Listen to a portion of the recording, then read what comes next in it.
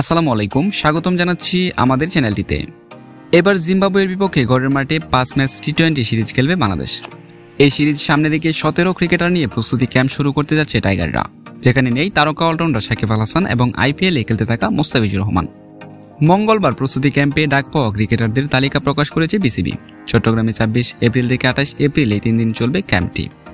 17 সদস্যের এই প্রস্তুতি ক্যাম্পে ডাক পেয়েছেন সর্বশেষ বিপিএলে দারুণ পারফর্ম করা সাইফুদ্দিন, যেখানে জায়গা পাননি সবশেষ শ্রীলঙ্কা সিরিজের দলে থাকা তাইজুল ইসলাম, মোহাম্মদ নাইম শেখ এবং এনামুল হক বিজয়। জিম্বাবুয়ে সিরিজ সামনে রেখে এরই মধ্যে দলে যোগ দিয়েছেন কোচিং স্টাফের সব সদস্যবৃন্দ। গতকালই ঢাকায় পা রাখেন হেড কোচ চন্ডিকা হাতুড়ি সিংহে। 28 এপ্রিল ঢাকায় এসে পৌঁছানোর কথা রয়েছে জিম্বাবুয়ের। আগামী 3 মে সিরিজের প্রথম ম্যাচে চট্টগ্রামে মুখোমুখি হবে দুই দল।